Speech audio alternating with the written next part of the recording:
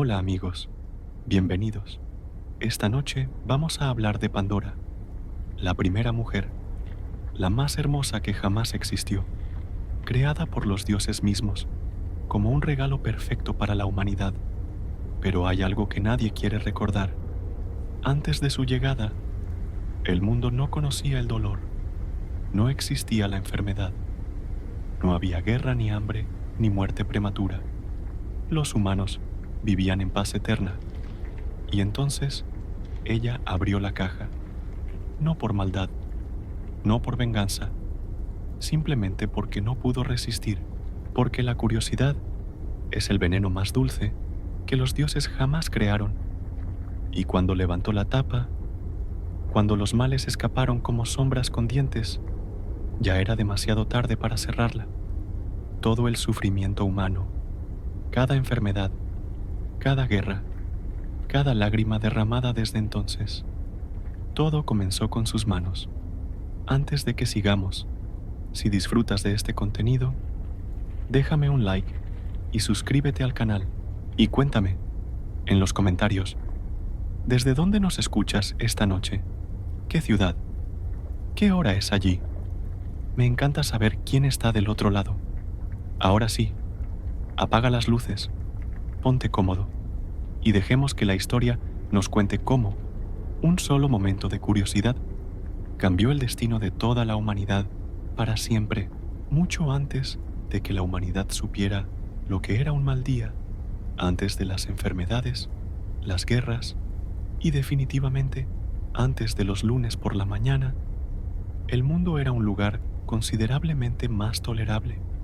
Los humanos, creados por el titán Prometeo con arcilla y fuego robado, vivían en una especie de utopía despreocupada.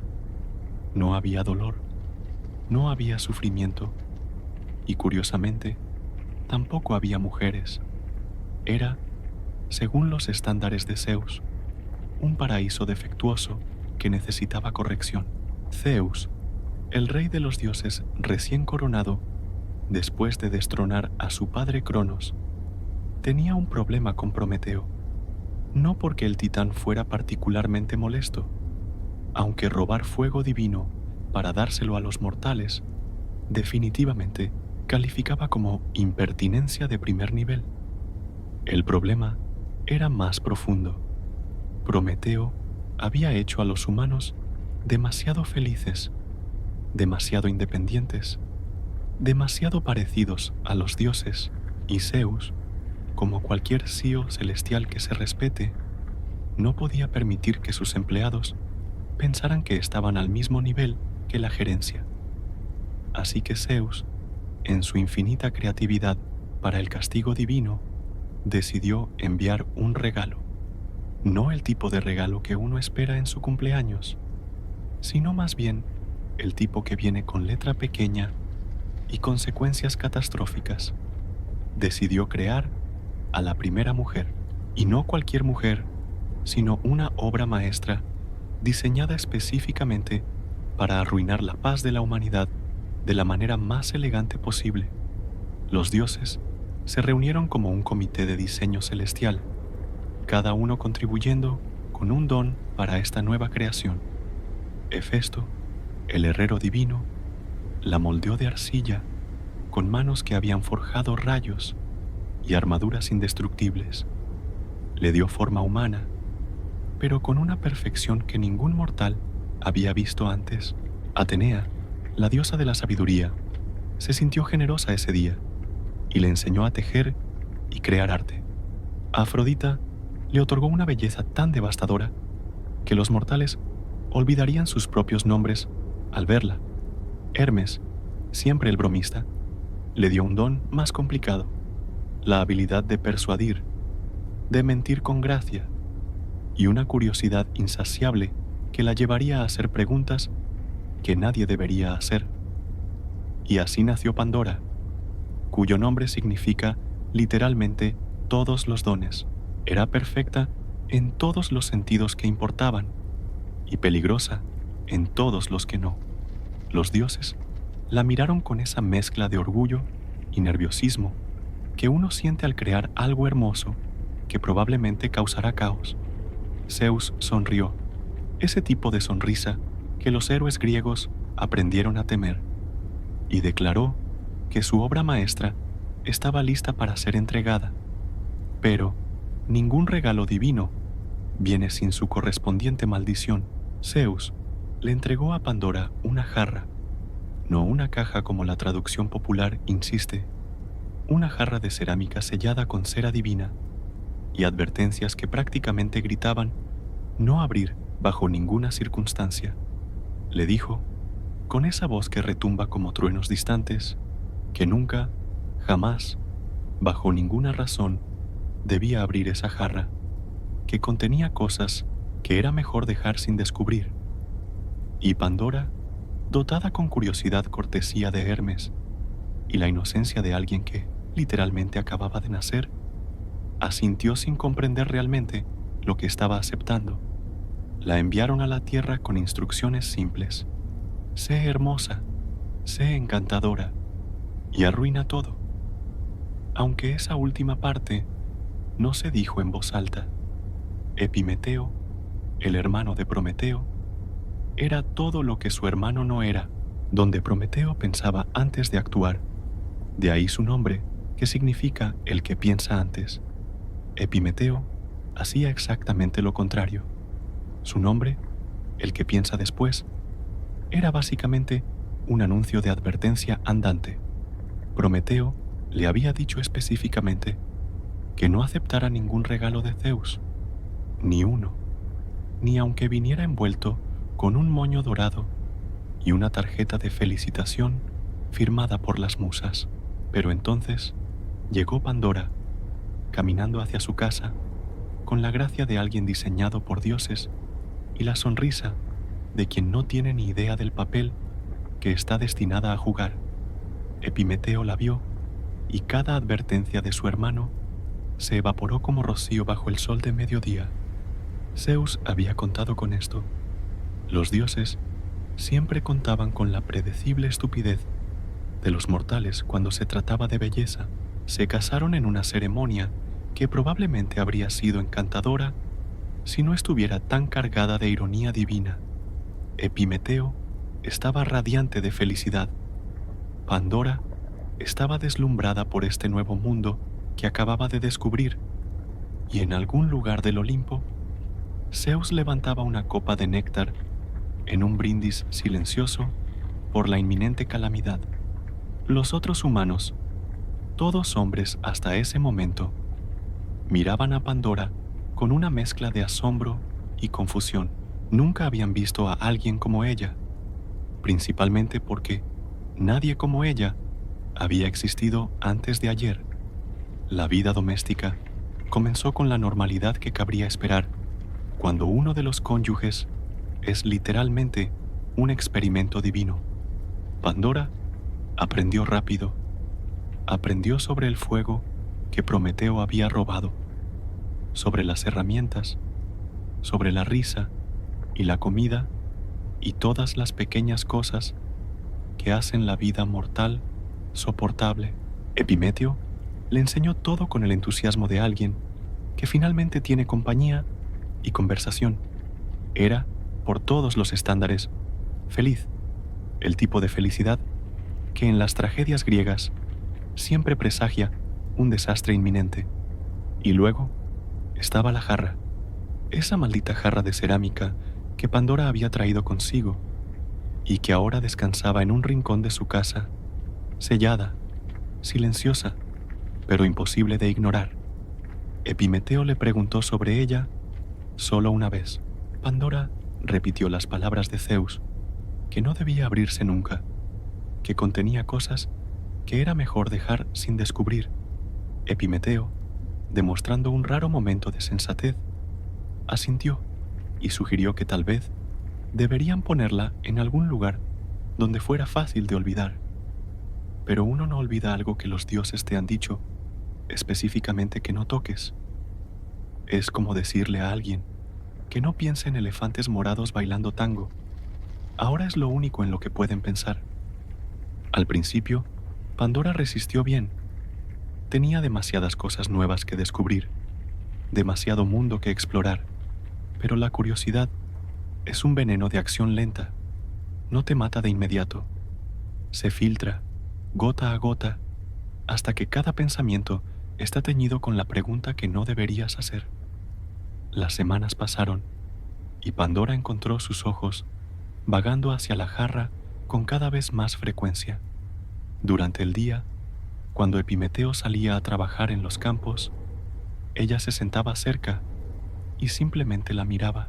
La cera que sellaba la tapa parecía brillar con un resplandor que probablemente era solo su imaginación. Probablemente. Por las noches, cuando Epimeteo dormía con esa paz que solo los inocentes o los extremadamente cansados pueden lograr, Pandora yacía despierta, mirando el techo, pensando en esa jarra. ¿Qué había dentro que era tan terrible que el rey de los dioses mismo había advertido contra abrirla? Quizás tesoros, quizás secretos, quizás respuestas a preguntas que aún no sabía que tenía. La curiosidad que Hermes le había plantado como una semilla envenenada comenzó a echar raíces profundas. Empezó a hablarle a la jarra, en voz baja, cuando estaba segura de que nadie escuchaba. Le hacía preguntas que no podían ser respondidas. Le contaba sobre su día. Era, en todos los sentidos, el comienzo de una obsesión, y las obsesiones en la mitología griega rara vez terminan con alguien tomando una decisión sensata. Epimeteo notó el cambio, cómo ella se distraía durante las conversaciones, cómo sus ojos siempre volvían a ese rincón donde la jarra esperaba con paciencia infinita. Le preguntó si estaba bien. Ella sonrió y asintió, porque técnicamente no había hecho nada malo todavía. Pero la mentira se sentía pesada en su lengua, otro regalo de Hermes, que apenas estaba comenzando a comprender. Las semanas se convirtieron en meses. La jarra no se movió, no cambió, no hizo absolutamente nada, excepto existir, con una presencia que llenaba la casa como un invitado no deseado que se niega a irse. Y cada día que pasaba, la voz en la cabeza de Pandora, una voz que sonaba sospechosamente, como la risa de Hermes, susurraba la misma pregunta una y otra vez. Solo un vistazo, solo para saber, solo para silenciar esta curiosidad que la está consumiendo desde adentro. Zeus había calculado cada variable, había diseñado a Pandora con la precisión de un relojero divino, cada don funcionando en conjunto para llevarla exactamente a este momento. La belleza para asegurar su entrada al mundo mortal, la inteligencia para comprender las advertencias y la curiosidad para ignorarlas de todos modos. Era una trampa perfecta, disfrazada de regalo perfecto, y Pandora, inocente de la red en la que estaba atrapada, se acercaba cada día más al momento en que la curiosidad superaría el miedo. En el Olimpo, los dioses observaban con el interés casual de quien ha apostado en un resultado que ya conoce. El suspenso no era si Pandora abriría la jarra, era simplemente cuándo. Llegó una tarde como cualquier otra. Epimeteo había salido temprano, algo sobre ayudar a otros humanos con una construcción. Pandora se quedó sola en la casa, con sus tareas matutinas ya completadas, y el día extendiéndose frente a ella como un desierto sin fin. Y allí, en su rincón habitual, estaba la jarra, esperando, siempre esperando.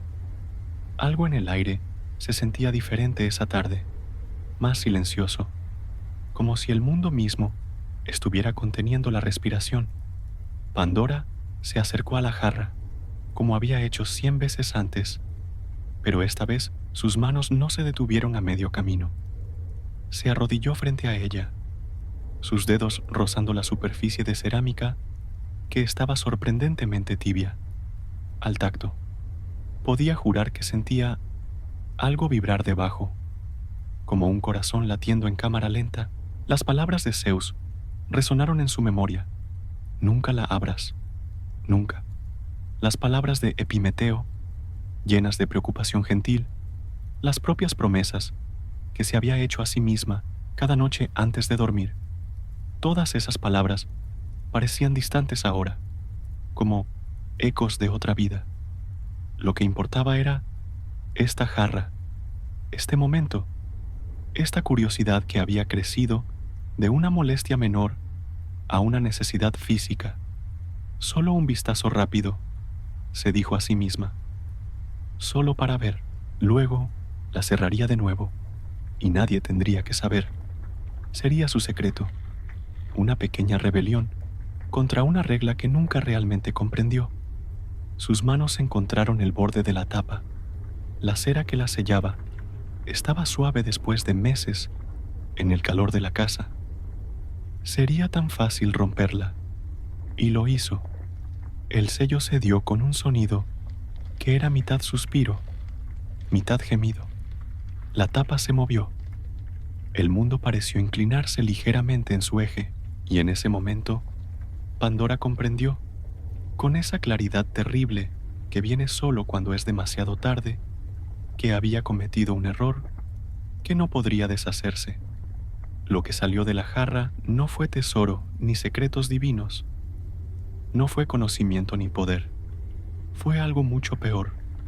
Fueron sombras con dientes, fueron susurros con garras, fueron todas las cosas que la humanidad había vivido sin hasta ese preciso momento, enfermedades que se retorcían como serpientes de humo, dolor que cortaba el aire como cuchillos invisibles, envidia, odio, guerra, hambre, cada uno tomando forma solo el tiempo suficiente para ser reconocido antes de dispersarse en el mundo como tinta en agua.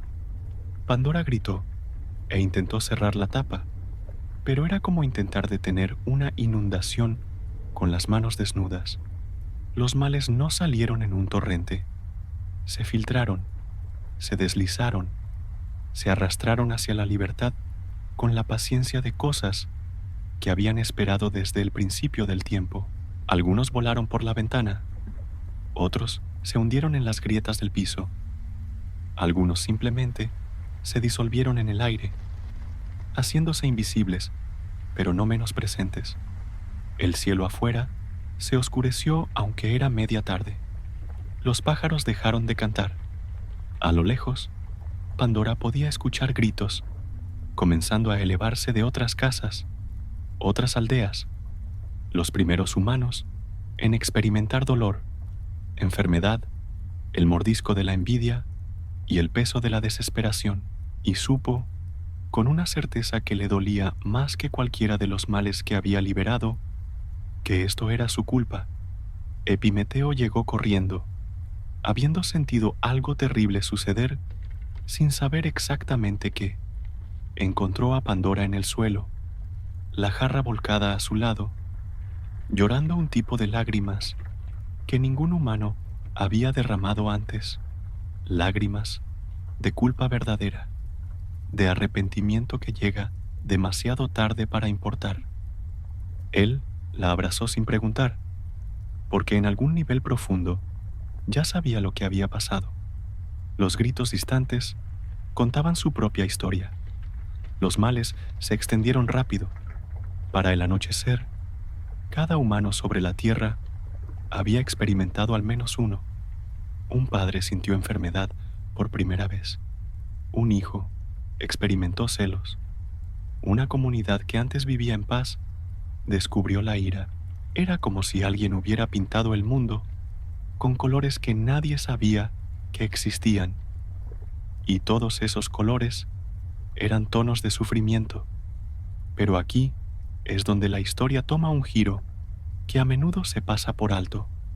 Después de que todos los males escaparon, después de que el último de ellos se deslizó hacia el mundo como humo venenoso, hubo un momento de silencio.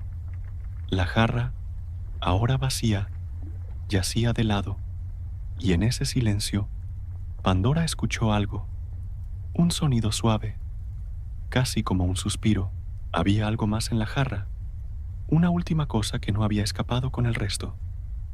Ella se acercó de nuevo, cautelosa ahora, de una manera que debería haber sido antes, y miró adentro. En el fondo, brillando con una luz tenue pero constante, estaba Elpis, esperanza.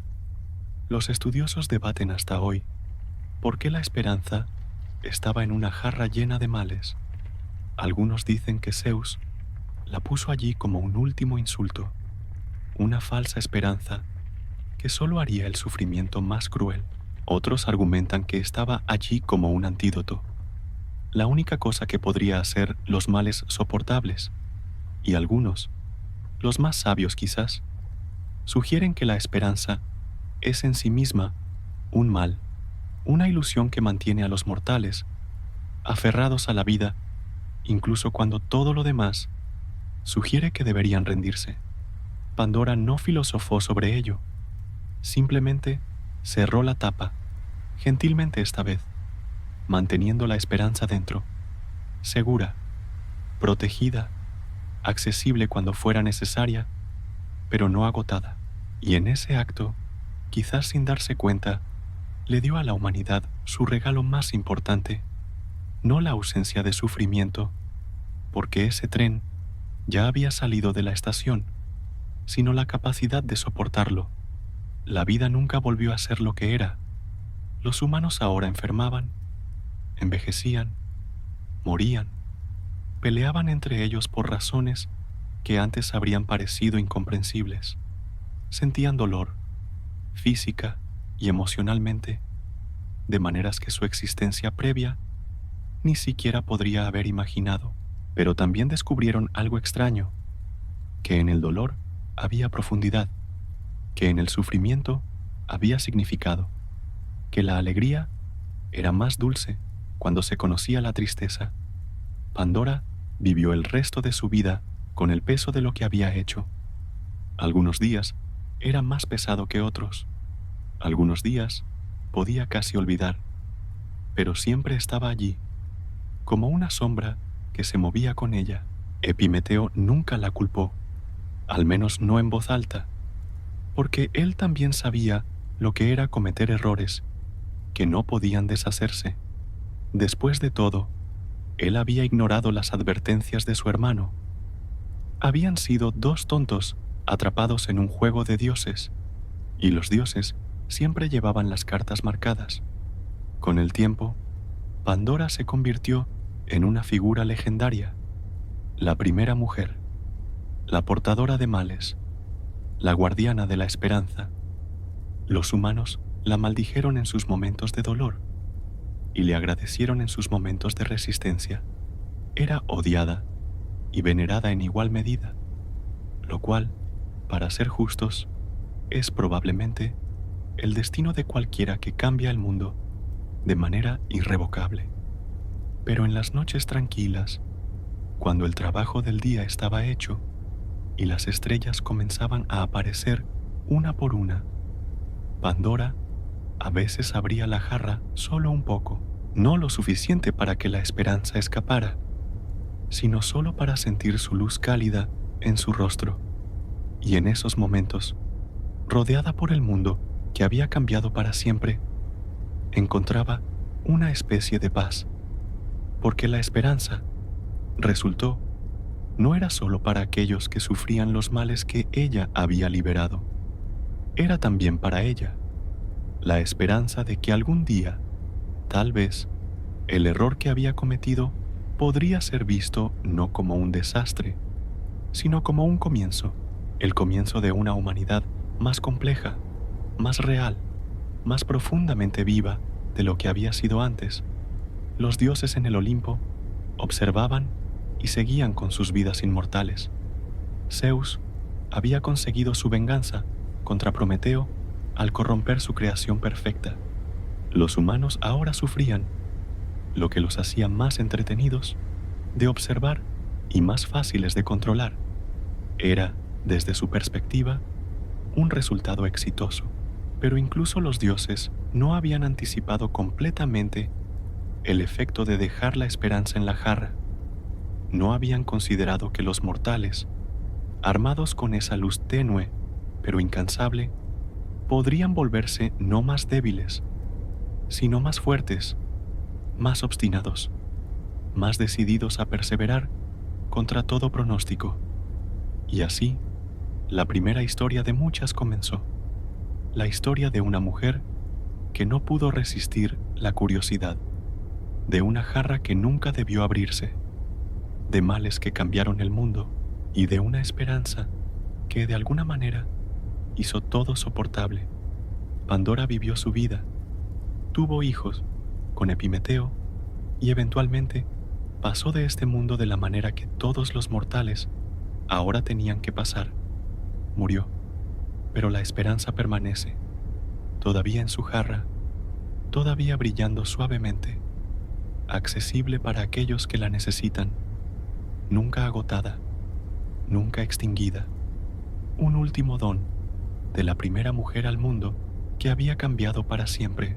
Y en las noches cuando el dolor es muy grande y los males liberados hace mucho tiempo parecen demasiado pesados de soportar, la humanidad hace lo que Pandora hizo esa primera noche. Abre la jarra solo un poco, deja que la luz de la esperanza brille en la oscuridad y encuentra la fuerza para continuar un día más.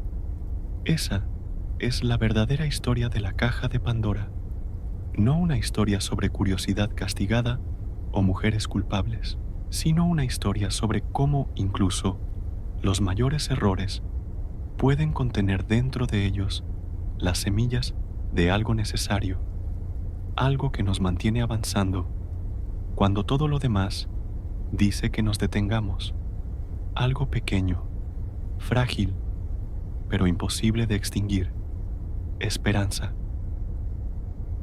Y los males de Pandora se esparcieron por el mundo como tinta en agua. Cada uno encontró su hogar en el corazón humano. La envidia se instaló en las aldeas. La ira prendió fuego a las amistades. La codicia convirtió hermanos en enemigos. Y en solo unas pocas generaciones, la humanidad que una vez vivió en paz eterna se había transformado en algo que ni siquiera Prometeo habría reconocido. Ahora vamos a hablar del diluvio, ese día en que Zeus miró hacia abajo desde el Olimpo y decidió que ya había sido suficiente, que la humanidad no merecía una segunda oportunidad. Pero hay algo que nadie quiere recordar. Antes de las lluvias, antes de que el mundo entero se convirtiera en un océano sin fin, los humanos no eran malvados por naturaleza, eran víctimas de los dones envenenados que los dioses habían plantado en sus almas. Y Zeus lo sabía. Sabía que cada acto de violencia, cada traición, cada mentira, podía rastrearse de vuelta a aquella jarra que nunca debió abrirse. Pero eso no le importó. La corrupción era corrupción, sin importar quién la había sembrado. Así que envió las lluvias, 9 días y 9 noches de agua cayendo del cielo, como si los cielos mismos estuvieran llorando por lo que estaba por venir. Y cuando terminó, solo quedaban dos humanos en un mundo que ya no era humano, 2 sobrevivientes flotando en un arca, rodeados por el silencio de toda una especie extinta. Si aún no lo has hecho, déjame un like y suscríbete. Y dime en los comentarios, ¿alguna vez has sentido que el mundo necesita un reinicio? ¿Un borrón y cuenta nueva? Los griegos pensaban que sí. Ahora respira profundo, ponte cómodo y dejemos que la historia del último diluvio nos lleve a un mundo donde todo tuvo que comenzar de nuevo. Zeus no era conocido por su paciencia. Como rey de los dioses, había visto mucho. Había presenciado el ascenso y caída de los titanes. Había luchado contra su propio padre. Había repartido el cosmos entre sus hermanos como si fuera un pastel de cumpleaños divino, pero nada lo había preparado para la decepción absoluta que era la humanidad mortal. Desde su trono en el Olimpo, observaba, y lo que veía lo enfermaba. Los humanos, esas creaciones de arcilla y fuego divino, que una vez habían sido tan prometedoras, se habían convertido en monstruos, no del tipo con garras y colmillos. Esos, al menos, eran honestos en su naturaleza. No, estos eran monstruos que usaban palabras dulces para ocultar intenciones venenosas, que sonreían mientras clavaban cuchillos en espaldas, que traicionaban a sus propias familias por un puñado de monedas. La Edad de Bronce la llamaban los poetas posteriores, una era donde los humanos habían olvidado todo lo bueno que alguna vez conocieron y abrazado cada mal que Pandora había liberado. No adoraban a los dioses, apenas los reconocían. ¿Por qué agradecerle a Zeus por la lluvia cuando podían simplemente matarse entre ellos? Por el agua de los pozos. Zeus convocó un consejo. Los otros dioses del Olimpo se reunieron, algunos con curiosidad, otros con esa expresión de «ya sabía que esto iba a pasar». Atenea argumentó por la sabiduría, por dar a los humanos otra oportunidad de aprender. Apolo sugirió plaga, algo más quirúrgico, más selectivo. Ares, predeciblemente, votó por guerra, aunque técnicamente los humanos ya estaban manejando eso bastante bien por su cuenta. Pero Zeus había tomado su decisión antes de que el consejo comenzara. Era solo teatro, una ilusión de democracia divina. Él era el rey, su palabra era ley, y su palabra era simple y devastadora. Agua, un diluvio que borraría la pizarra, que ahogaría cada pecado, cada crimen, cada traición en un océano tan vasto que ni siquiera los peces recordarían que una vez hubo tierra seca. Poseidón, dios del mar, se inclinó hacia adelante con interés. Finalmente, un proyecto que requería su experiencia. Zeus le dio instrucciones simples. Abre las compuertas. Deja que los ríos se desborden. Haz que el mar se levante y reclame lo que una vez fue suyo. Y Poseidón, que nunca había sido uno para hacer las cosas a medias, sonrió. Esto iba a ser memorable, pero había un problema. Siempre había un problema en estas historias. Entre toda la corrupción, toda la violencia, toda la podredumbre de la humanidad, había dos personas que no merecían morir: Deucalión, hijo del titán Prometeo, y su esposa Pirra, hija de Epimeteo y Pandora. Dos personas que, contra todo pronóstico, habían mantenido su decencia en un mundo que hacía todo lo posible por robarla. Deucalión era diferente. Quizás era su sangre de titán. Quizás era que su padre le había enseñado a pensar antes de actuar, una rareza entre los mortales. O quizás, simplemente, había heredado el tipo de bondad terca que se niega a extinguirse sin importar cuánta oscuridad la rodee. Él y Pirra vivían simplemente, lejos de las grandes ciudades, donde la corrupción era más densa. Cultivaban su tierra, honraban a los dioses, incluso cuando nadie más lo hacía, y se trataban con una amabilidad que se había vuelto tan rara que casi parecía radical.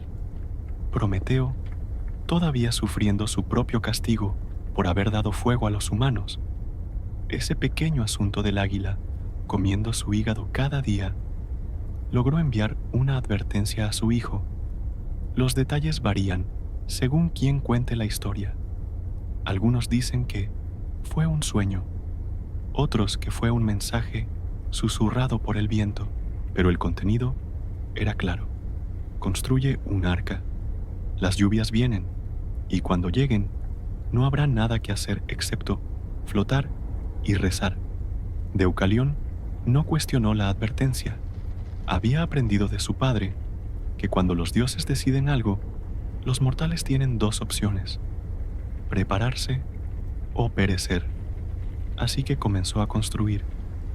No era carpintero, no era ingeniero, era solo un hombre con una advertencia y la determinación de sobrevivir. Pirra lo ayudó, porque así eran ellos, un equipo, unidos contra lo que fuera que el destino decidiera lanzarles. Los vecinos se burlaron, por supuesto. ¿Un barco? ¿En medio de tierra seca? ¿Para qué? ¿Un diluvio? El cielo estaba despejado. El sol brillaba con la indiferencia de siempre. Pero Deucalión siguió trabajando, tabla por tabla, clavo por clavo, construyendo su arca con manos que sangraban y una fe que no podía explicar racionalmente, pero que sabía que era su única oportunidad. Y entonces llegó el día. El cielo, que había sido azul y claro durante semanas, se oscureció en cuestión de horas, no gradualmente, no con la advertencia gentil de nubes de tormenta acercándose en el horizonte. Simplemente se volvió negro, como si alguien hubiera apagado el sol con un interruptor, y luego comenzó la lluvia. Al principio era solo lluvia, pesada sí, constante, definitivamente, pero lluvia. Los que se habían burlado de Deucalión empezaron a sentir la primera punzada de inquietud, pero la lluvia era normal, la lluvia era natural, seguramente pararía pronto. Las tormentas siempre paran. Esta no paró. Día 1, las calles se inundaron. Día 2, los ríos se desbordaron. Día 3, las casas comenzaron a ceder. Y la lluvia seguía cayendo, implacable, como si el cielo tuviera un suministro infinito y una determinación igualmente infinita de usarlo todo. Poseidón, fiel a su palabra, había abierto cada compuerta. Los océanos se levantaron como bestias hambrientas. Los ríos olvidaron sus cauces. Cada lago, cada arroyo, cada gota de agua en el mundo decidió que era hora de reunirse en una fiesta apocalíptica. Deucalión y Pirra subieron a su arca justo cuando el agua llegaba a su puerta. No hubo tiempo para segundas opiniones. No hubo tiempo para mirar atrás. Sellaron la entrada y sintieron el arca elevarse, flotando en lo que momentos antes había sido su jardín. A través de las grietas en la madera podían escuchar gritos, súplicas, el sonido de una civilización entera dándose cuenta, demasiado tarde, que las advertencias eran reales. Pirra lloró. Deucalión la sostuvo. No había nada más que hacer. Salvar a otros significaba condenar el arca, condenarlos a ambos. Era una elección imposible entre la supervivencia y la humanidad. Y habían elegido la supervivencia, porque ¿de qué servía la humanidad si todos estaban muertos? Es el tipo de razonamiento que suena bien, hasta que tienes que vivir con él después. La lluvia cayó durante 9 días y 9 noches. Eso es lo que los antiguos registros dicen, aunque Deucalión y Pirra perdieron la cuenta después del tercero. Día y noche se volvieron indistinguibles. Todo era agua, oscuridad y el sonido constante de la lluvia golpeando madera. El arca flotaba sin rumbo, un punto insignificante en un océano que había devorado el mundo. No había estrellas para navegar, no había tierra para anclar, solo agua en todas direcciones, extendiéndose hasta donde el ojo podía ver, que no era lejos en la oscuridad perpetua. Adentro del arca, Deucalión y Pirra existían en una especie de limbo. Tenían provisiones, gracias a la advertencia de Prometeo. Tenían refugio. Tenían el uno al otro. Pero también tenían algo peor. Tiempo. Tiempo para pensar. Tiempo para imaginar lo que estaba sucediendo afuera. Tiempo para contar cada vida perdida y saber que ellos vivían mientras todos los demás morían. La culpa es un tipo de ahogamiento propio. No necesita agua, solo necesita tiempo y silencio. Y Deucalión y Pirra tenían ambos en abundancia. Se preguntaban si merecían estar aquí, si la bondad que habían mostrado realmente justificaba su supervivencia mientras madres, niños, ancianos, todos perecían. No había buenas respuestas, solo el sonido de la lluvia y el balanceo del arca en aguas que habían tragado todo lo que alguna vez conocieron. En el 9º día, la lluvia paró, no gradualmente, no con una disminución gentil, simplemente se detuvo, tan abruptamente como había comenzado. El silencio que siguió era casi doloroso. Durante 9 días, habían vivido con ese sonido constante, y su ausencia era como perder un sentido. Deucalión abrió una pequeña ventana y miró afuera. Agua, solo agua, hasta el horizonte, si es que había un horizonte. El mundo se había convertido en un océano sin fin, y ellos estaban flotando en su centro, los últimos 2 humanos en existencia. Es el tipo de soledad que rompe mentes, el tipo de silencio que se siente más fuerte que cualquier ruido. Pero el arca seguía flotando, y donde hay flotación, hay esperanza. Al menos eso es lo que Deucalión se decía a sí mismo, porque la alternativa, que estaban condenados a flotar eternamente en este océano vacío hasta que sus provisiones se agotaran, era demasiado horrible para contemplar. Días pasaron, quizás semanas. El tiempo perdió todo significado. Y entonces, una mañana, Pirra sintió algo diferente. El arca no estaba flotando suavemente como lo había hecho. Estaba tocando algo. Deucalión salió corriendo y miró. Allí, emergiendo del agua como el hueso de algún leviatán antiguo, estaba la cima de una montaña.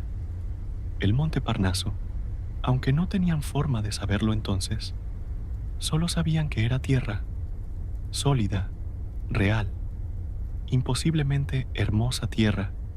El arca encalló suavemente en la ladera de la montaña. Deucalión y Pirra esperaron. No sabían qué más hacer.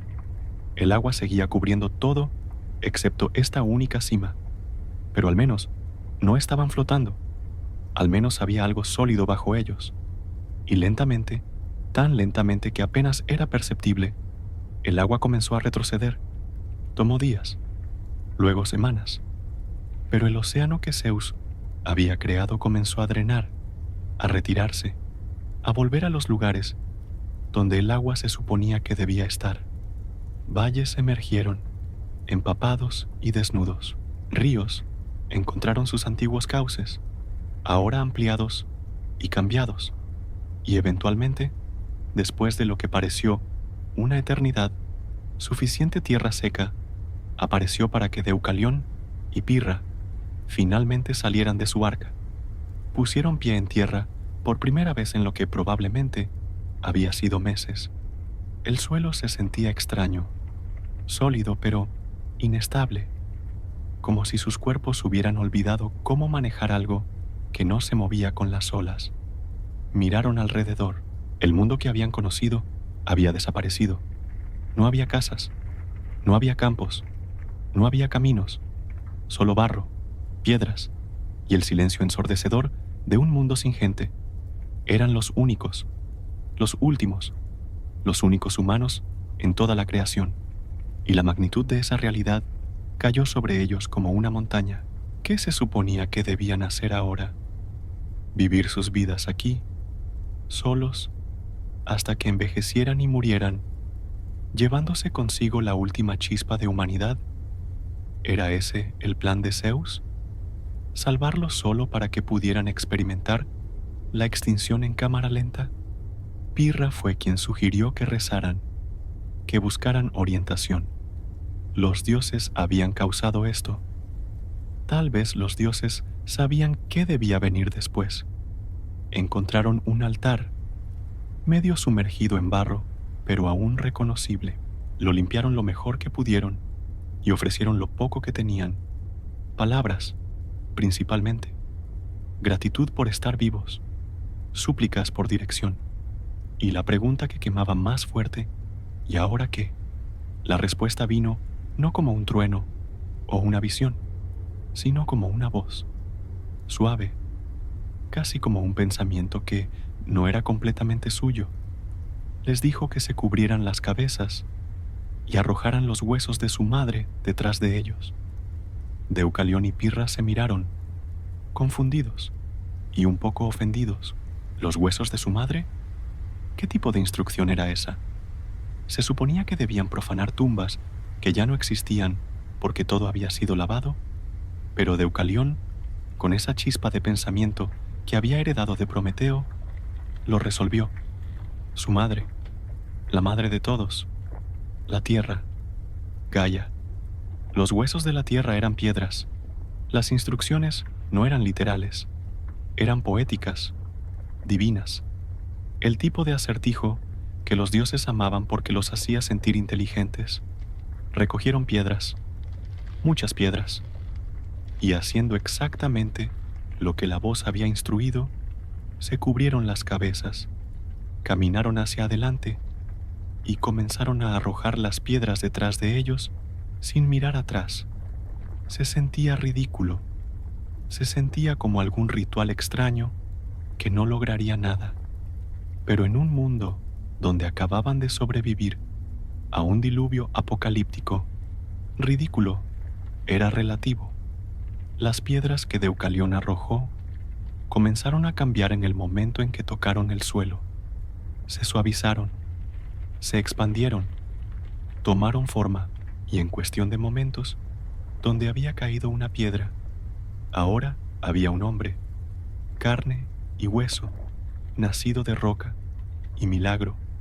Las piedras de Pirra hicieron lo mismo, transformándose en mujeres. Una por una, las piedras se convirtieron en personas, cada una de ellas parpadeando con vida como si acabaran de despertar de un largo sueño. Deucalión y Pirra arrojaron piedras hasta que sus brazos dolieron, hasta que un pequeño grupo de humanos estaba de pie detrás de ellos, desnudos, confundidos, pero innegablemente vivos. La humanidad había renacido, no de arcilla y fuego esta vez, de piedra, más fuerte, más resistente, o al menos esa era la esperanza. Los nuevos humanos no tenían memoria, no tenían historia, eran páginas en blanco, sin teñir por los males que habían corrompido a sus predecesores. Deucalión y Pirra se convirtieron en sus maestros. Les enseñaron todo: cómo construir refugio, cómo encontrar comida, cómo honrar a los dioses para que, con suerte, nunca más decidieran que la humanidad necesitaba ser borrada. Era como criar hijos, excepto que estos hijos eran adultos sin pasado y un futuro que era completamente incierto. Con el tiempo, estos humanos de piedra aprendieron, crecieron, formaron comunidades y eventualmente tuvieron sus propios hijos, de la manera tradicional esta vez, sin necesidad de milagros divinos. La humanidad se multiplicó nuevamente, lentamente al principio, luego más rápido.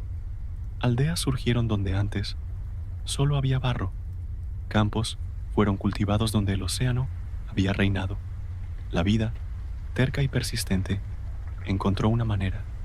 Deucalión y Pirra envejecieron, vieron a sus descendientes, tanto los de piedra como los de sangre, esparcirse por la tierra renovada. Vieron el mundo reconstruirse. No era el mismo mundo. Nunca podría serlo. Demasiado se había perdido. Demasiados habían muerto. Pero era un mundo. Era vida. Y en las noches, cuando el peso de todo lo que habían sobrevivido amenazaba con aplastarlos, se recordaban que habían hecho algo imposible. Habían sobrevivido al fin del mundo y dado nacimiento a su comienzo. Los dioses observaban desde arriba. Zeus, satisfecho de que su punto había sido marcado. Prometeo, aliviado de que su hijo había sobrevivido. Los otros, variando entre indiferencia e interés casual. Para ellos, era solo otro capítulo en la larga historia de la relación complicada entre lo divino y lo mortal, un recordatorio de que los dioses podían destruir y crear con la misma facilidad y que los mortales existían a su capricho. Pero para Deucalión y Pirra era más que eso, era un segundo comienzo, una oportunidad que nadie más había recibido. Habían visto el mundo terminar y comenzar de nuevo en el espacio de meses. Habían conocido la soledad absoluta y la alegría de ver la vida retornar, y en sus últimos días, cuando el tiempo finalmente los alcanzó, como alcanza a todos los mortales, pudieron mirar hacia atrás y saber que habían hecho algo que importaba. Habían salvado a la humanidad, no con espadas o magia, sino simplemente sobreviviendo, manteniendo su bondad en un mundo corrupto. Y cuando los dioses decidieron que todo debía terminar, siendo lo suficientemente dignos para que se les diera una segunda oportunidad. No todos los héroes pelean batallas. Algunos simplemente resisten, y a veces la resistencia es la forma más pura de heroísmo que existe. La historia del diluvio se convirtió en leyenda. Los nuevos humanos, nacidos de piedra, la contaron a sus hijos, que la contaron a los suyos. Se convirtió en una advertencia, un recordatorio de que los dioses estaban observando, que la corrupción tiene consecuencias, que la bondad, incluso cuando parece inútil, es lo único que puede salvarte cuando todo lo demás falla. Y en algún lugar, en el corazón de cada humano que vino después, había un poco de piedra, una dureza heredada de su creación, una resistencia que ninguna arcilla o fuego podría haber dado. Los humanos de la nueva era eran diferentes, más fuertes, más capaces de soportar, como si el diluvio mismo los hubiera templado, haciéndolos no perfectos, pero capaces de sobrevivir a lo que fuera que el futuro trajera. Deucalión y Pirra fueron enterrados juntos, en una ladera con vista al valle que habían ayudado a repoblar. No hubo tumbas grandes, no se erigieron estatuas, pero sus nombres perduraron en cada historia, en cada nueva generación que aprendió sobre el diluvio, y los dos que sobrevivieron se convirtieron en símbolos, no de perfección, sino de perseverancia. Y cuando las lluvias caían, como inevitablemente lo hacían, la gente recordaba el día en que el mundo se ahogó, el día en que solo dos permanecieron, y el día en que las piedras mismas cobraron vida para dar a la humanidad otra oportunidad. Es una historia sobre fines y comienzos, sobre destrucción y creación, sobre cómo, incluso cuando todo parece perdido, la vida encuentra una manera. Las aguas del diluvio se habían ido hace mucho, pero su memoria permanecía, grabada en las piedras de las montañas, susurrada en las corrientes de los ríos, recordada en cada generación como una advertencia y una promesa. Los dioses podían destruir, pero también podían salvar, y la humanidad, nacida de arcilla, templada por fuego y renacida de piedra, aprendió a vivir en el espacio entre esos dos extremos. Deucalión había sido el hijo de un titán. Pirra había sido la nieta de quien abrió la caja. Juntos habían sido los últimos de la vieja humanidad y los primeros de la nueva. Y en las noches tranquilas, cuando el mundo dormía y las estrellas brillaban sin preocupación por los asuntos mortales, sus espíritus descansaban, sabiendo que habían hecho lo imposible, habían sobrevivido al fin y comenzado el comienzo, otra vez. Y la humanidad se multiplicó nuevamente, generación tras generación. Las piedras que Deucalión y Pirra habían arrojado se convirtieron en linajes, en tribus, en civilizaciones. El mundo se llenó de vida otra vez, más resiliente esta vez, templada por la piedra de la que había nacido. Pero hay una pregunta que nadie hace. ¿Por qué Zeus tenía el poder de enviar ese diluvio? ¿Por qué él, y no otro, decidía el destino de toda la humanidad? La respuesta nos lleva más atrás, mucho más atrás, a un tiempo antes del tiempo, cuando el Olimpo no era más que una montaña vacía, cuando los dioses que conocemos aún no habían nacido. Ahora vamos a hablar de la guerra, la primera guerra, la guerra que decidió quién gobernaría el cosmos. Titanes contra dioses, padre contra hijo, el viejo orden contra el nuevo. Pero hay algo que nadie quiere recordar.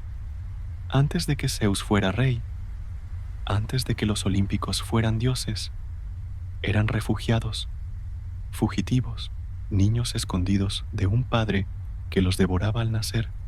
Y la guerra que pelearon no fue gloriosa, no fue heroica. Fue 10 años de violencia tan brutal que rasgó el cielo mismo. 10 años de sangre divina tiñendo las estrellas. Y cuando terminó, cuando los titanes cayeron al Tártaro, encadenados para siempre, el cosmos había cambiado, no necesariamente para mejor, solo diferente.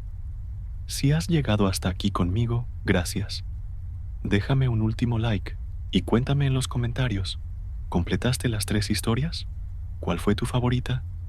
Me encantaría saberlo. Ahora cierra los ojos, respira, y dejemos que la última historia de esta noche nos lleve al principio de todo, cuando los dioses aún tenían que ganarse su lugar en el cielo.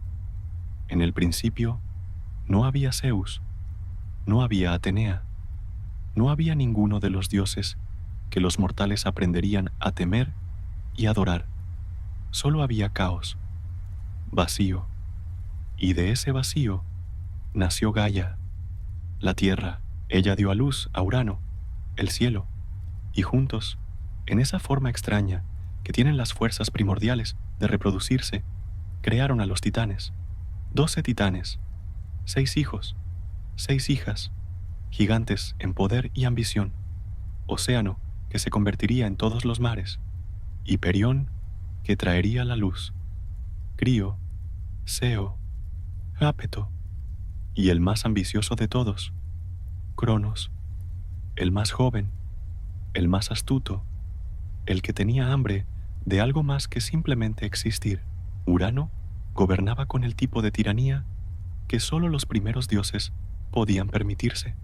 No había precedente, no había reglas excepto las suyas, y cuando Gaia dio a luz a hijos que Urano consideró feos, los cíclopes con un solo ojo y los hecatónquiros con 100 brazos, los arrojó de vuelta al vientre de la tierra, al Tártaro, la prisión más profunda de toda la creación. Gaia lloró, literal y metafóricamente. Sus lágrimas se convirtieron en ríos, su ira se convirtió en terremotos, y eventualmente, cansada de ver a sus hijos aprisionados, forjó una hoz de sílex. Se la dio a Cronos, el único de sus hijos titanes con la ambición suficiente para hacer lo impensable. Mata a tu padre, le dijo. Y Cronos, sin dudar, lo hizo. Esperó hasta que Urano se acercó a Gaia, como lo hacía cada noche, con intenciones que eran tanto cósmicas como carnales. Y entonces Cronos, escondido, atacó con la hoz. Castró a su padre. La sangre de Urano cayó al mar y dio nacimiento a las furias, espíritus de venganza que perseguirían el fratricidio y el parricidio por toda la eternidad. Irónico, dado cómo habían nacido, Urano, herido y humillado, se retiró, se separó de Gaia. Cielo y tierra ya no se tocaban, y en ese espacio entre ellos, Cronos se declaró rey, líder de los titanes, gobernante del cosmos. Fue una era dorada. Por un tiempo, los titanes gobernaron con más sabiduría que Urano. Liberaron a algunos de sus hermanos aprisionados, crearon orden del caos. El tiempo mismo comenzó a fluir de manera predecible. ¿Por qué Cronos lo hacía así? Era la edad de oro, cuando incluso los mortales, recién creados, vivían sin sufrimiento.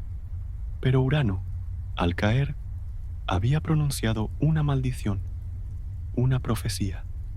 Le dijo a Cronos que así como él había derrocado a su padre, uno de sus propios hijos lo derrocaría a él. Y Cronos, a pesar de todo su poder, no pudo evitar escuchar esa maldición cada noche cuando intentaba dormir. Se casó con su hermana Rea. Así era en esos días. Los titanes no tenían muchas opciones, y Rea dio a luz, primero a Hestia, luego a Deméter, Hera, Hades, Poseidón, cada uno de ellos más poderoso que cualquier titán menor. Cada uno de ellos una amenaza potencial para el trono de su padre. Y Cronos, paralizado por el miedo y la paranoia que viene de saber que tu destino está sellado, hizo lo único que su mente aterrorizada pudo concebir. Se los tragó, uno por uno, enteros, vivos. Los mantuvo prisioneros en su estómago, en una especie de existencia suspendida, donde no podían crecer lo suficiente para desafiarlo, pero tampoco podían morir. Rea lloró con cada hijo perdido, y cuando quedó embarazada por sexta vez, tomó una decisión. Este no, este sobreviviría. Dio a luz en secreto en una cueva en Creta, envolvió una piedra en pañales y se la presentó a Cronos. Y él, tan consumido por el miedo que no se molestó en verificar, se tragó la piedra sin dudar. El niño fue llamado Zeus y fue criado en secreto, alimentado con la leche de la cabra Amaltea, custodiado por ninfas y guerreros menores que juraron protegerlo. Creció rápido, más rápido de lo que debería, y con ese crecimiento vino poder, poder que no podía ser contenido, poder que eventualmente exigiría respuestas. Cuando Zeus alcanzó la madurez, regresó, no con ejércitos, no con truenos todavía, solo con una pregunta para Cronos, que era mitad acusación, mitad declaración de guerra. ¿Dónde están mis hermanos? Lo que siguió fue caos. Zeus, con la ayuda de Metis, la titánide de la astucia, le dio a Cronos una poción, una bebida que lo obligó a vomitar todo lo que había tragado. Primero salió la piedra, luego, uno por uno, los 5 hermanos de Zeus, Hestia, Deméter, Hera, Hades, Poseidón, completamente crecidos, completamente furiosos y listos para venganza. Cronos supo en ese momento que la profecía se había cumplido. Su hijo lo había desafiado, y ahora, inevitablemente, vendría la guerra. Los titanes se reunieron. Algunos apoyaron a Cronos por lealtad, otros por miedo. Unos pocos, como Océano y Temis, se negaron a pelear, viendo la futilidad de resistir el cambio. Pero la mayoría se puso del lado del viejo orden, del rey que había gobernado durante eras, del padre contra los hijos rebeldes. Los olímpicos, como llegarían a ser conocidos, eran superados en número, 6 contra 12, si no contabas a los titanes menores que también se unieron a la causa de Cronos. Pero tenían algo que los titanes no tenían: hambre, la clase de hambre que solo viene de haber sido aprisionado, tragado, negado tu existencia misma. La guerra comenzó en el monte Olimpo. Zeus y sus hermanos lo reclamaron como su fortaleza. Los titanes se posicionaron en el monte Otris, y entre estas dos montañas, el cosmos se convirtió en un campo de batalla. 10 años. Eso es cuánto duró. 10 años de combate que sacudió los cimientos de la realidad. Hiperión lanzó el sol como un arma. Océano inundó valles enteros. Crío congeló ejércitos. Y los olímpicos respondieron con igual ferocidad. Poseidón partió la tierra con terremotos. Hades convocó sombras que tragaban la luz. Hera, Deméter, Hestia, cada una usando sus propios dones para mantener a raya a los titanes. Pero estaban igualados. Cada batalla terminaba en empate. Cada victoria era seguida por una derrota. El cosmos mismo comenzó a fracturarse bajo la presión. Las estrellas sangraban. El día y la noche se volvieron indistinguibles. Y en algún lugar profundo, Gaia observaba a sus hijos y nietos destruirse mutuamente, preguntándose si alguna vez debería haberles dado vida. Zeus sabía que necesitaban ventaja, algo que inclinara la balanza irreversiblemente, y recordó a los prisioneros de Urano, los cíclopes, aún encadenados en el Tártaro, los hecatónquiros, olvidados por todos, excepto por aquellos que necesitaban una leyenda de horror. Descendió al Tártaro, más profundo que cualquier dios había ido voluntariamente, y allí, en la oscuridad que precedió a la luz, encontró a los cíclopes, Brontes, Estéropes, Arges, los maestros herreros que habían sido aprisionados por su fealdad. Zeus les ofreció un trato, libertad a cambio de armas. Los cíclopes, después de eones de prisión, no necesitaron persuasión. Forjaron para Zeus el rayo, para Poseidón el tridente, para Hades el casco de invisibilidad, armas que no solo podían herir, podían cambiar el equilibrio del poder mismo. Pero Zeus no se detuvo allí. Liberó a los hecatonquiros, Coto, Briareo, Giges, gigantes con 100 brazos y 50 cabezas cada uno, monstruos incluso entre las criaturas primordiales. Les ofreció lo mismo: libertad, venganza contra aquellos que los habían olvidado, y los hecatonquiros, con sus 100 brazos, podían lanzar 100 rocas del tamaño de montañas simultáneamente. Eran artillería viviente, devastación encarnada. La guerra cambió en ese momento. Los titanes, por primera vez, conocieron el miedo. Zeus lanzaba rayos que partían montañas. Poseidón inundaba ejércitos enteros con un golpe de su tridente. Hades aparecía invisible, sembrando terror y confusión, y los hecatonquiros lanzaban rocas sin parar, un bombardeo sin fin que hacía imposible cualquier contraataque. Cronos luchó, reunió todo su poder. El control del tiempo mismo se doblegaba a su voluntad, ralentizaba los rayos de Zeus, aceleraba sus propios ataques. Pero incluso el tiempo tiene límites cuando te enfrentas a 6 dioses decididos y 3 gigantes imparables. Uno por uno, los titanes cayeron, no muertos, porque los dioses no pueden morir, pero derrotados, encadenados. Atlas, quien había liderado muchas batallas del lado de Cronos, recibió un castigo especial. Se le ordenó sostener el cielo sobre sus hombros por toda la eternidad, un recordatorio perpetuo de que desafiar a Zeus era elegir sufrimiento eterno. El resto de los titanes fueron arrojados al Tártaro, esa misma prisión donde los cíclopes y hecatonquiros habían sufrido. Fue encerrado con puertas de bronce, custodiado por los hecatonquiros, quienes ahora servían a Zeus con la lealtad de aquellos que habían sido salvados.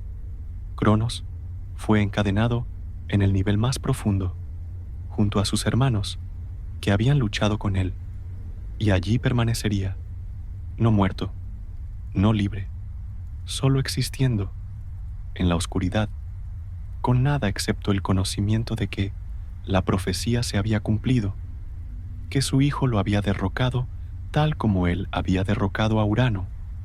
El patrón se había repetido, y algún día, quizás, se repetiría nuevamente. Pero por ahora, Zeus era rey. El Olimpo se convirtió en el nuevo centro de poder. Los dioses victoriosos se repartieron el cosmos. Zeus tomó el cielo, Poseidón los mares, Hades En un sorteo que claramente estaba arreglado, obtuvo el inframundo. Las diosas tomaron sus propios dominios. Hera sobre el matrimonio, Deméter sobre la cosecha, Hestia sobre el hogar. Era una nueva era, la era de los olímpicos, y el mundo nunca volvería a ser lo mismo. Los mortales, esas creaciones recientes que apenas habían existido durante la guerra, miraron hacia arriba y vieron nuevos dioses en el cielo, dioses más jóvenes, más temperamentales, más involucrados en los asuntos mortales de lo que los titanes habían sido. Era incierto si esto era una bendición o una maldición. El tiempo lo diría. La titanomaquia, como sería conocida, se convirtió en el mito fundacional del orden olímpico. Una historia contada para recordar que incluso los dioses tenían que luchar por su poder, que nada se daba gratuitamente, que cada era terminaba con violencia para que la siguiente pudiera comenzar. Pero había algo más en la historia, algo que se susurraba, pero rara vez se decía en voz alta. Zeus había ganado no porque fuera más justo, no porque los olímpicos fueran más merecedores. Había ganado porque estaba dispuesto a hacer lo que fuera necesario, a liberar prisioneros, a usar armas que sus enemigos consideraban demasiado peligrosas, a luchar sin honor, si eso significaba victoria. Los titanes habían peleado con el orgullo de gobernantes establecidos. Los olímpicos habían peleado con la desesperación de refugiados que no tenían nada que perder. Y en guerra, la desesperación a menudo vence al orgullo. Gaia observó todo esto. La madre tierra que había dado nacimiento a ambos lados, que había visto a su esposo castrado, a su hijo derrocado, a sus nietos tomar el poder, y se preguntó si este ciclo alguna vez terminaría, si alguna vez habría una generación de dioses que no necesitara derrocar a la anterior para existir. La respuesta, como la mayoría de respuestas en la mitología griega, era complicada. Zeus gobernaría por eones, pero siempre estaría mirando por encima del hombro, siempre escuchando por el sonido de un hijo demasiado ambicioso, siempre recordando que él había sido ese hijo una vez. El cosmos había encontrado un nuevo equilibrio, pero era un equilibrio frágil, construido sobre cadenas y amenazas, sobre victorias que se sentían menos triunfantes cuanto más tiempo pasaba, sobre un orden que había sido establecido con violencia y probablemente solo podría mantenerse con más violencia.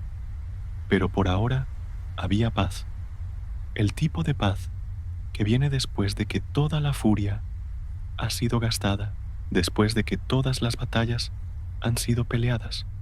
El Olimpo brillaba dorado en el cielo, el Tártaro contenía a sus prisioneros, y el mundo mortal, ignorante de la guerra que había sacudido el cosmos, continuaba existiendo. Los años pasaron, siglos, milenios. Los olímpicos se establecieron en sus roles. Zeus tuvo innumerables aventuras e innumerables hijos. Los otros dioses hicieron lo mismo.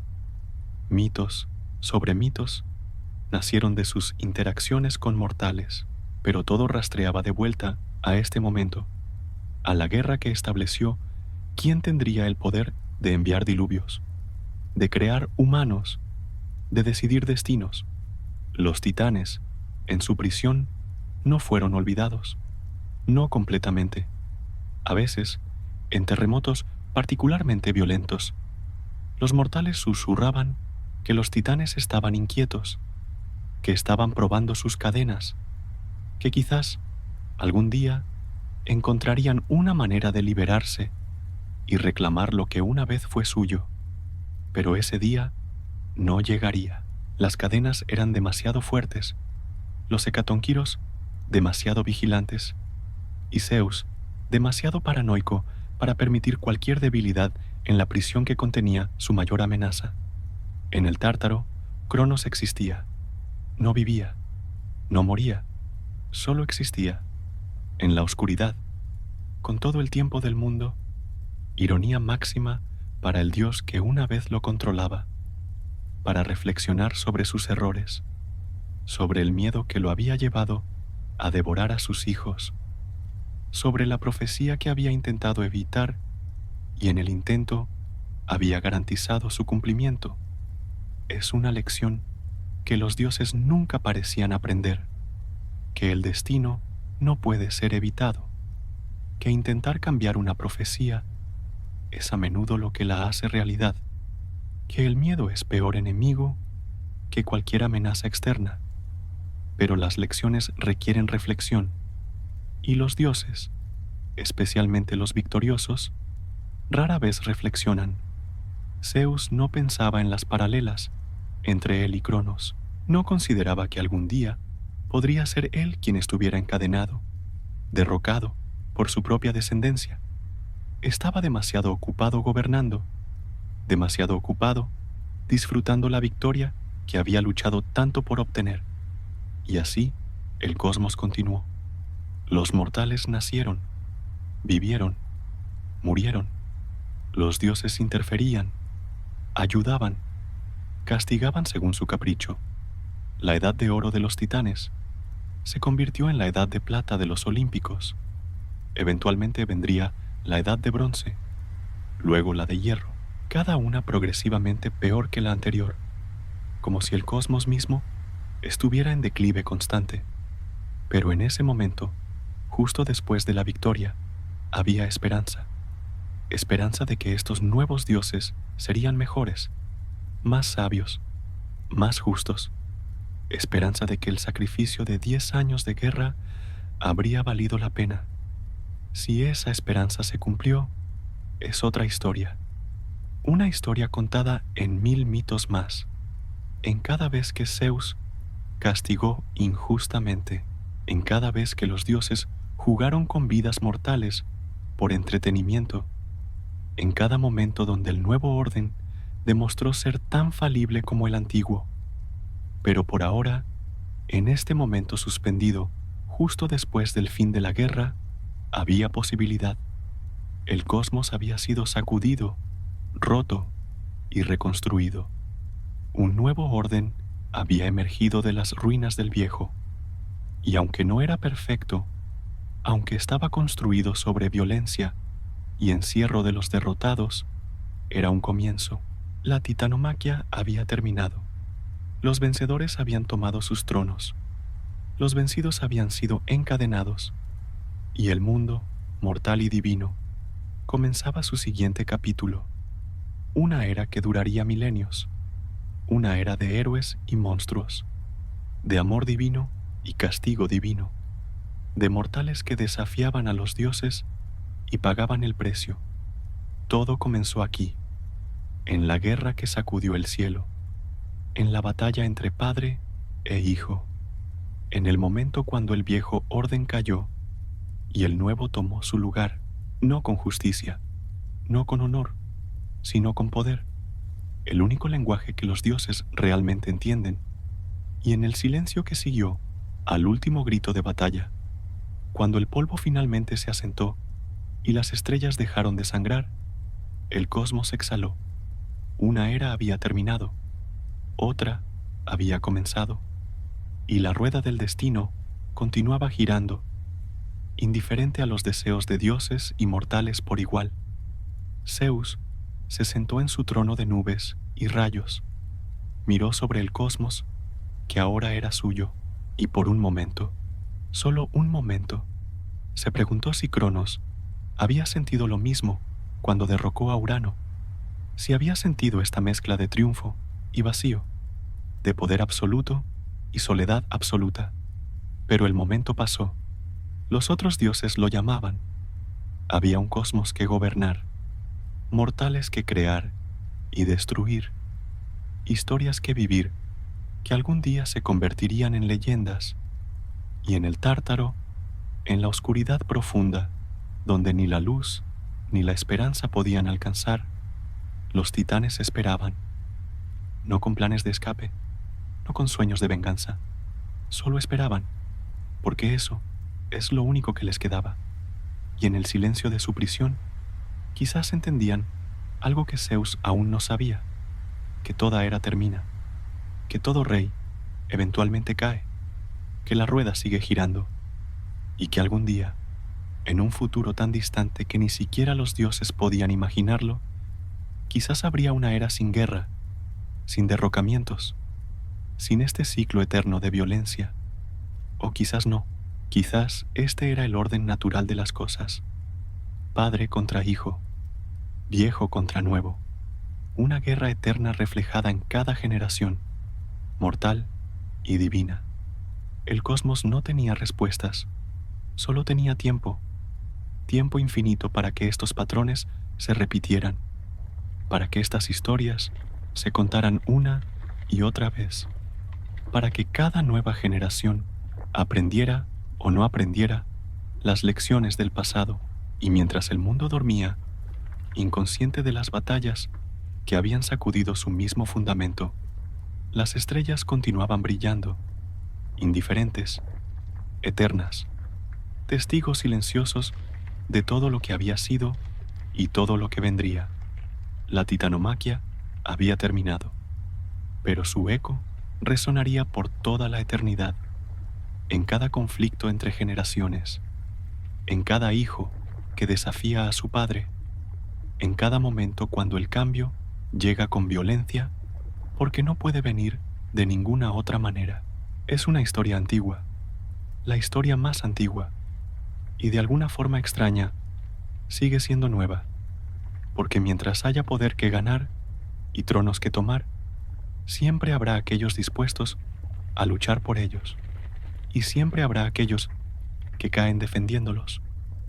El cosmos continuó girando, los dioses continuaron gobernando, los titanes continuaron esperando en sus cadenas, y en algún lugar, en el espacio infinito entre las estrellas, el destino tejía sus hilos, preparando la siguiente historia, el siguiente conflicto, el siguiente giro de la rueda eterna. Pero por esta noche, nuestra jornada termina, aquí, en el silencio, después de la tormenta, en la calma, después de la guerra, en ese momento suspendido donde todo ha cambiado y nada ha cambiado, donde los dioses han tomado sus tronos y el mundo, sin saberlo, ha entrado en una nueva era. Descansa ahora. Las historias han sido contadas. Los mitos han revelado sus secretos, y en la oscuridad tranquila, entre el sueño y la vigilia, quizás puedas escuchar el eco distante de truenos antiguos, de batallas peleadas en cielos que ya no existen, de dioses que una vez sacudieron el cosmos y ahora descansan en leyenda. Buenas noches, que tus sueños sean tan vastos como el cielo que Zeus conquistó, tan profundos como el Tártaro donde los titanes esperan, y tan pacíficos como el momento después de que toda guerra ha terminado y solo queda el silencio. El cosmos duerme contigo, y en la mañana, cuando despiertes, todas estas historias seguirán esperando, eternas como las estrellas, antiguas como el tiempo mismo, listas para ser contadas otra vez.